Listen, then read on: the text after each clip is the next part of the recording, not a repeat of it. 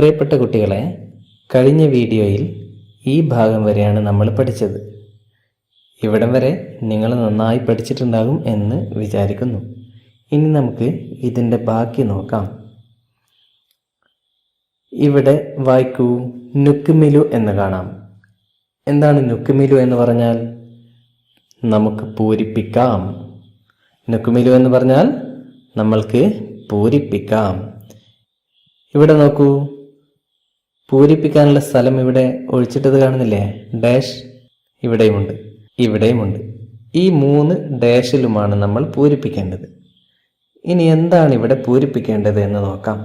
പകുതി ഇവിടെ എഴുതിയിട്ടുണ്ട്, ബാക്കിയാണ് നമ്മൾ പൂരിപ്പിക്കേണ്ടത്. ഇവിടെ ഒരു ചിത്രം കാണുന്നുണ്ട്. ഈ ചിത്രം നോക്കിയിട്ടാണ് നമ്മൾ പൂരിപ്പിക്കേണ്ടത്. ചിത്രത്തിൽ എന്താണുള്ളത്? ഒരു പൂവിൻ്റെ ചിത്രം. ആ പൂവിൻ്റെ മേലെ ഒരു പൂമ്പാറ്റ ഉണ്ട്. പൂവിൻ്റെ മേലെ എന്തുണ്ട്? പൂമ്പാറ്റയുണ്ട്. പൂവിൻ്റെ മേലെ ഒരു പൂമ്പാറ്റയുണ്ട്. ആ കാര്യമാണ് നമ്മളിവിടെ എഴുതേണ്ടത്. അതിൻ്റെ ആദ്യത്തെ ഭാഗം ഇവിടെ കൊടുത്തിട്ടുണ്ട്. ഇതൊന്ന് വായിച്ചു നോക്കൂ. അലസ്സഹറത്തി. എന്താണ് വായിക്കുക? അലസ്സഹറത്തി. സഹറത്ത് എന്ന് പറഞ്ഞാൽ നമുക്കറിയാം പൂവ്. പൂവിനാണ് എന്ത് പറയുന്നത്? സഹറത്ത് എന്ന് പറയുന്നത്. അപ്പോൾ അല എന്താണ്? അലസ്സഹറത്തി എന്ന് പറഞ്ഞാൽ പൂവിൻ്റെ മേൽ. അല എന്ന് പറഞ്ഞാൽ മേൽ. അലസ്സഹറത്തി, സഹറത്തിൻ്റെ മേൽ, പൂവിൻ്റെ മേൽ. പൂവിൻ്റെ മേൽ എന്താണുള്ളത്? പൂമ്പാറ്റയാണുള്ളത്. പൂമ്പാറ്റയ്ക്ക് എന്ത് പറയും? നമ്മൾ കഴിഞ്ഞ ക്ലാസ്സിൽ പഠിച്ചതാണ്. ഫറാശത്തുൻ എന്നാണ് പൂമ്പാറ്റയ്ക്ക് പറയുക. അപ്പോൾ അലസ്സഹറത്തി, പൂവിൻ്റെ മേൽ എന്തെഴുതും ഇവിടെ? ഫറാശത്തുൻ, പൂമ്പാറ്റയുണ്ട്. അലസ്സഹറത്തി ഫറാശത്തുൻ, പൂവിൻ്റെ മേൽ ഫറാശത്തുണ്ട്, പൂവിൻ്റെ മേൽ പൂമ്പാറ്റയുണ്ട്. ഇങ്ങനെയാണ് നമ്മൾ പൂരിപ്പിക്കേണ്ടത്. ഇത് മനസ്സിലായല്ലോ? ഇനി ഇതേപോലെ തന്നെയാണ് അടുത്ത സെൻറ്റൻസും. ഇവിടെ ചിത്രം കാണുന്നത് ഇലയാണ്. ഇവിടെ പൂവിൻ്റെ മേൽ പൂമ്പാറ്റയായിരുന്നു. ഇവിടെയാണെങ്കിലോ ഇലയുടെ മേൽ പുഴുവാണുള്ളത്. അതാണ് നമ്മളിവിടെ എഴുതേണ്ടത്. അപ്പോൾ ഇലയുടെ മേൽ എന്നതിൻ്റെ വാചകം ഇവിടെ കൊടുത്തിട്ടുണ്ട്. വായിക്കൂ. അലൽ വറക്കത്തി, ഇലയുടെ മേൽ. അല എന്ന് പറഞ്ഞാൽ മേൽ. നമ്മളിവിടെ പറഞ്ഞു അല മേൽ. വറക്കത്ത് ഇല. അലൽ വറക്കത്തി, ഇലയുടെ മേലെ എന്താണുള്ളത്? പുഴുവാണുള്ളത്. പുഴുവിനെന്താ പറയുക? ദൂതത്തുൻ. നമ്മൾ കഴിഞ്ഞ ക്ലാസ്സിൽ പഠിച്ചു. അലൽ വറക്കത്തി ദൂതത്തുൻ, ഇലയുടെ മേൽ പുഴുവുണ്ട്. ഓക്കെ, ഒന്നുകൂടി പറയൂ. അലൽ വറക്കത്തി, ഇലയുടെ മേൽ ദൂതത്തുൻ, പുഴുവുണ്ട്. മനസ്സിലായില്ലേ? ഇനി അടുത്തത് നോക്കാം. ഇവിടെയുള്ളത് ശത്തിലത്താണ്, ചെടിയാണ്. ചെറിയ ചെടിക്കാണ് ശത്തിലത്ത് എന്ന് പറയുക. ശത്തിലത്തിൻ്റെ മേലെ എന്താണുള്ളത്? നമ്മുടെ ജറാദാണ് ശത്തിലത്തിൻ്റെ മേലെ ഇരിക്കുന്നത്. കാണുന്നില്ലേ ജറാദിനെ? അതെ, അതാണ് നമ്മളിവിടെ എഴുതേണ്ടത്. വായിച്ചു നോക്കാം. അലശത്തിലെത്തി, ശത്തിലത്തിൻ്റെ മേൽ, ചെടിയുടെ മേൽ എന്തുണ്ട്? ജറാദുണ്ട്. അപ്പോൾ അലശത്തിലെത്തി ജറാദുൻ, ചെടിയുടെ മേൽ ജറാദുണ്ട്. ഒന്നുകൂടെ. അലശത്തിലെത്തി, ചെടിയുടെ മേലെ ഉണ്ട് ജറാദുൻ, ജറാദ്, വെട്ടുകിളി. അപ്പോൾ അലശത്തിലെത്തി ജറാദുൻ, ചെടിയുടെ മേൽ വെട്ടുകിളിയുണ്ട്. മനസ്സിലായല്ലോ? അല എന്ന വാക്ക് പഠിച്ചു.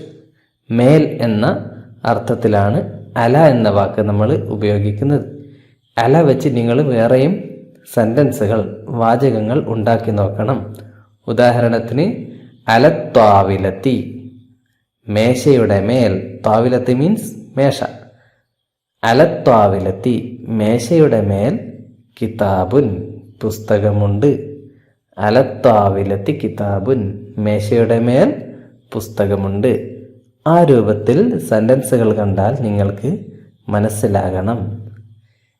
ഇനി അടുത്ത പേജ് നോക്കാം. അടുത്ത പേജിൽ വീണ്ടും നുക്കുമിലു എന്ന് കാണാം. നമുക്ക് പൂരിപ്പിക്കാം. ഇവിടെയും പൂരിപ്പിക്കാനാണ് ഉള്ളത്. പക്ഷേ ഇവിടെ നേരത്തെ പോലെയല്ല, അല്പം മാറ്റമുണ്ട്. ഇവിടെ കുറേ കള്ളികൾ കാണുന്നുണ്ട്. ഈ കള്ളികളിലാണ് നമ്മൾ പൂരിപ്പിക്കേണ്ടത്.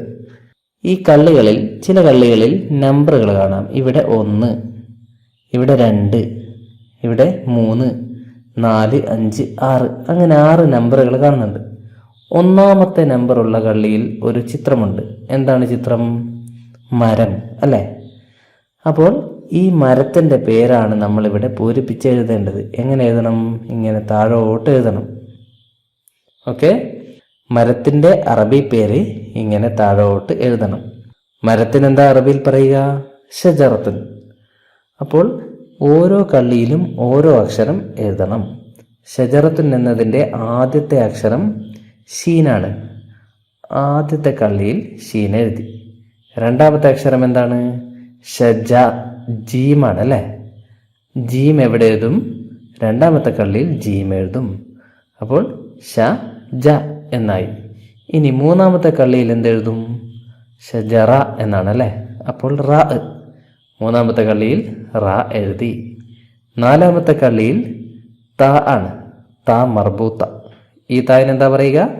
ത ഉൻ മർബൂത്തത്തുൻ.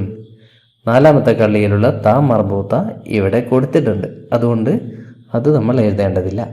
ഇപ്പോൾ വായിച്ചു നോക്കൂ. ഷ ജ റ തുൻ, ഷജറത്തുൻ. ഇങ്ങനെ കോളങ്ങളിൽ പൂരിപ്പിക്കുന്നതിന് പദപ്രശ്നം എന്ന് പറയും. താഴോട്ടേക്കും ഇടത്തോട്ടേക്കും പൂരിപ്പിക്കാനുണ്ടാകും. ഒന്നാമത്തെ വാക്ക് താഴോട്ടേക്കാണ് നമ്മൾ പൂരിപ്പിച്ചെഴുതിയത്. ഇനി രണ്ടാമത്തെ കോളം നോക്കാം. ഇതാണ് 2 അല്ലേ? ഈ രണ്ടാമത്തെ കള്ളിയിൽ ചിത്രം കാണുന്നത് ജറാദിൻ്റെ ആണ്. അപ്പോൾ നമ്മൾ ഇവിടെ എന്ത് എഴുതണം? ജറാദുൻ എന്ന് എഴുതണം.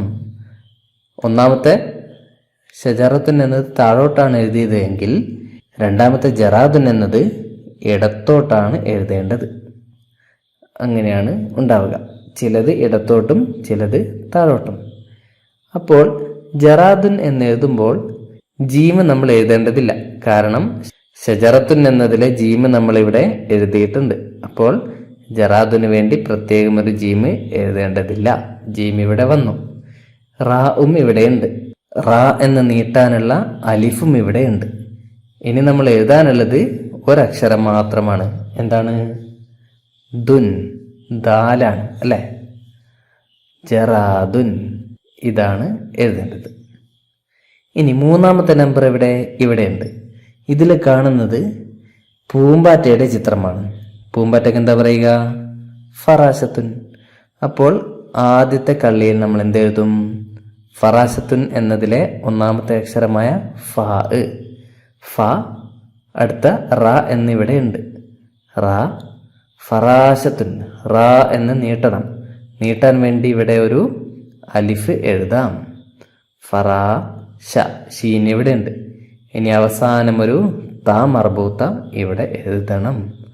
അപ്പോൾ ഫറാശത്തുൻ എന്നായി പൂമ്പാറ്റ. ഇനി നാലാമത്തെ കള്ളിയിലുള്ള ചിത്രം പുഴുവിൻ്റെതാണ്. പുഴുവിനെന്ത് പറയും? ദൂതത്തുൻ. അപ്പോൾ ഒന്നാമത്തെ അക്ഷരമായ ദാല് ഇവിടെ എഴുതുക. ഇവിടെ ദാല് ദൂ എന്ന് നീട്ടാൻ വേണ്ടിയുള്ള വാവ് ഇവിടെ എഴുതിയിട്ടുണ്ട്. അപ്പോൾ ദൂ എന്നായി. ഇനിയോ? ഇനി ദൂത എന്നാണ് അല്ലേ? അപ്പോൾ വീണ്ടും ഒരു ദാല് ഇവിടെ എഴുതുക. ഇനിയോ? തുൻ, ദൂതത്തുൻ എന്നതിൻ്റെ ത മർബൂത്ത ഇവിടെ എഴുതുക. ഇപ്പോൾ ദൂതത്തുൻ എന്നായി പുഴു. ഇനി അഞ്ചാമത്തെ കള്ളി ഇവിടെയുണ്ട് അല്ലേ? ഈ കള്ളിയിലുള്ള ചിത്രം ഒരു കാക്കയുടെ ചിത്രമാണ്. കാക്കയ്ക്ക് അറബിയിൽ എന്താ പറയുക? ഖുറാബുൻ എന്ന് പറയും. അപ്പോൾ ആദ്യത്തെ കള്ളിയിൽ ഖുറാബിൻ്റെ ആദ്യത്തെ അക്ഷരമായ ഗൈന് ഇവിടെ എഴുതിയത് കാണാം. ഇനി അതിൻ്റെ രണ്ടാമത്തെ അക്ഷരം എന്താണ്? റാ ആണ് അല്ലേ?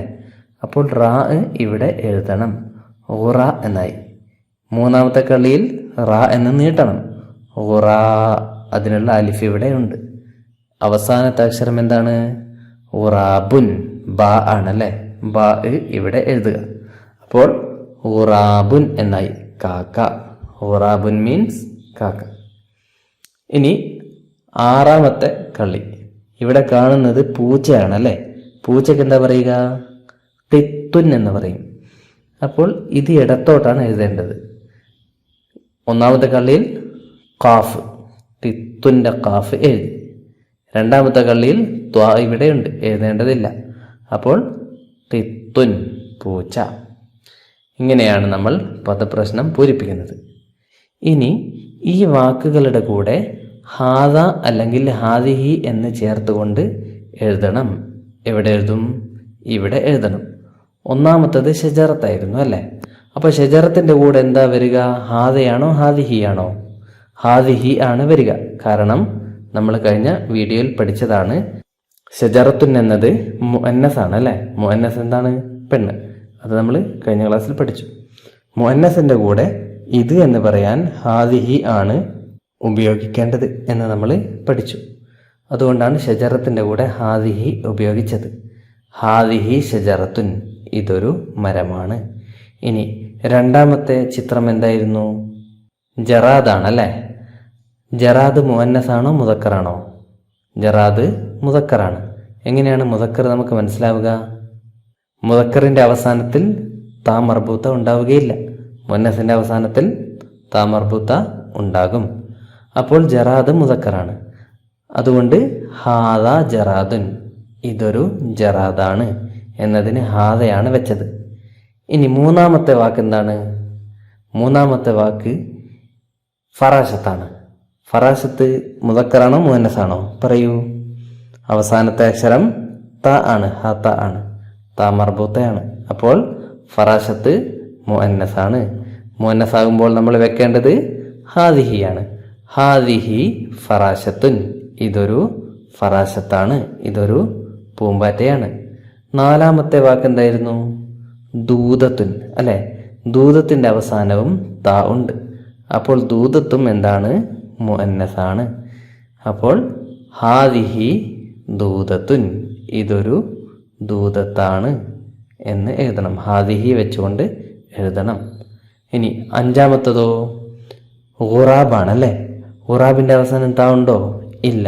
അപ്പോൾ ഖുറാബ് മുദക്കറാണ്. മുദക്കറിൻ്റെ കൂടെ നമ്മൾ ഇത് എന്ന് പറയാൻ എന്ത് വെക്കും? ഹാദ വെക്കും. ഹാദ ഖുറാബുൻ, ഇതൊരു ഖുറാബാണ്. ഓക്കെ. ഇനി അവസാനത്തേത് ഖിത്തുനാണ്, പൂച്ച. ഖിത്തുൻ്റെ അവസാനം താ കാണുന്നില്ല. അപ്പോൾ ഇത് മുദക്കറാണ്. ഹാദ ഖിത്തുൻ, ഇതൊരു പൂച്ചയാണ്. മനസ്സിലായല്ലോ? ഹാദയും ഹാദിഹിയും തന്നെയാണ് ഈ ക്ലാസ്സിലും നമുക്ക് പഠിക്കാനുള്ളത്. ഹാദ മുദക്കറും ഹാദിഹി മുഅന്നസുമാണ്. മുദക്കറായ വാക്കുകളുടെ കൂടെ ഇത് എന്ന് പറയാൻ ഹാദയും, മുഅന്നസായ വാക്കുകളുടെ കൂടെ ഇത് എന്ന് പറയാൻ ഹാദിഹിയും ഉപയോഗിക്കുന്നു. ഇനി കുറച്ച് വാക്കുകൾ നമുക്ക് വായിക്കാം. നഖറവ്, നമുക്ക് വായിക്കാം. എന്തൊക്കെ വാക്കുകളാണ് ഇവിടെ എഴുതിയിരിക്കുന്നത്? ദൽവുൻ, വായിച്ചോളൂ. ദൽവുൻ, ദൽവുൻ എന്ന് പറഞ്ഞാൽ എന്താണ്? ബക്കറ്റ്. അടുത്തത് ജദ്വലുൻ, ജദ്വല് എന്ന് പറഞ്ഞാൽ അരുവി. ജദ്വലുൻ, അരുവി. പിന്നെ വലതുൻ, ബോയ്, ആൺകുട്ടി. വലതുൻ മീൻസ് ബോയ്. ഇത് വായിക്കൂ. ദിഇബുൻ, എന്താ ദിഇബ്? വോൾഫ്, ചെന്നായ. ചെന്നായക്കാണ് ദിഇബുൻ എന്ന് പറയുക. പിന്നെ ഹിദാഉൻ, ചെരിപ്പ്. ഹിദാ മീൻസ് ചെരിപ്പ്. തിൽമീദുൻ, സ്റ്റുഡൻറ്റ്, വിദ്യാർത്ഥി. വിദ്യാർത്ഥിക്കാണ് തിൽമീദുൻ എന്ന് പറയുക. ഇവിടെ 1ാമത്തെ വരിയിലുള്ള വാക്കുകളിലൊക്കെ ദാല് ഉണ്ട്. ദാല് ആദ്യം എഴുതുകയാണെങ്കിൽ, അതായത് ഒരു വാക്കിൻ്റെ ആദ്യത്തെ അക്ഷരം ദാലാണെങ്കിൽ ഇങ്ങനെയാണ് ദാൽ എഴുതേണ്ടത്. ഇനി മറ്റൊരു വാക്കിൻ്റെ കൂടെ ചേർന്നുകൊണ്ടാണ് ദാല് വരുന്നത് എങ്കിൽ ഇങ്ങനെ എഴുതണം. വ്യത്യാസം കാണുന്നില്ലേ? 1ാമത്തത് ഇങ്ങനെ ആദ്യം വരുന്ന വാക്കാണെങ്കിൽ ഇങ്ങനെ എഴുതുക. മറ്റൊരു അക്ഷരത്തിൻ്റെ കൂടെ വരികയാണെങ്കിൽ ഇങ്ങനെ എഴുതണം. പിന്നെ ശ്രദ്ധിക്കേണ്ട കാര്യം, ദാലിൻ്റെ കൂടെ വേറെ അക്ഷരങ്ങൾ കൂട്ടി എഴുതാൻ പാടില്ല. എന്നാൽ ദാലിനെ മറ്റുള്ള അക്ഷരങ്ങളുടെ കൂടെ ചേർത്ത് എഴുതാൻ പറ്റും. ഇവിടെയും ഇതേപോലെ തന്നെ വലതുൻ. അതേ രൂപം തന്നെയാണ് ദാലിനും. ദാലും ദാലും തമ്മിലുള്ള വ്യത്യാസം എന്താണ്? ദാലിന് മേലെ ഒരു കുത്തുണ്ട്, ദാലിന് കുത്തില്ല. ഇനി ഇവിടെ നുലവ്വിനും നമുക്ക് നിറം കൊടുക്കാം. ദാല് ഒറ്റക്ക് എഴുതുന്ന രൂപത്തിലും കൂട്ടി എഴുതുന്ന രൂപത്തിലും ഇവിടെ കൊടുത്തിട്ടുണ്ട്. രണ്ടിനും നിറം കൊടുക്കാം. അതേപോലെ ഇത് എഴുതി പരിശീലിക്കുകയും വേണം. പിന്നെയോ നസ്ലുൽ ഹുറൂഫ, ഹുറൂഫുകൾ ചേർത്തെഴുതാം, അക്ഷരങ്ങൾ ചേർത്തെഴുതാം. ആദ്യത്തെ അക്ഷരം വായിക്കൂ, ഹു. പിന്നെ ദ്, ഹു ദുൻ. കൂട്ടി വായിക്കൂ, ഹുദ് ഹുദുൻ, ഹുദ് ഹുദ് എന്ന പക്ഷി. പിന്നെ ക ബി ദുൻ, ഇത് കൂട്ടി എഴുതൂ, കബിദുൻ. റു റ തുൻ, റുറത്തുൻ. ഖു നി ഫു ദുൻ, ഖുൻഫുദുൻ. ഇങ്ങനെയാണ് കൂട്ടി എഴുതേണ്ടത്. ഇത് നോട്ട്ബുക്കിൽ എഴുതി പരിശീലിക്കണം. ഇതോടെ ഒന്നാമത്തെ യൂണിറ്റിലെ ഒന്നാമത്തെ പാഠം കഴിഞ്ഞു. ഇനി അടുത്ത വീഡിയോയിൽ നമുക്ക് രണ്ടാമത്തെ പാഠം പഠിക്കാം. ഒന്നാമത്തെ പാഠം ശരിക്ക് നന്നായി എഴുതിയും വായിച്ചുമൊക്കെ പരിശീലിക്കുക. എന്നാൽ മാത്രമേ രണ്ടാമത്തെ പാഠം എളുപ്പത്തിൽ പഠിക്കാൻ കഴിയുകയുള്ളൂ.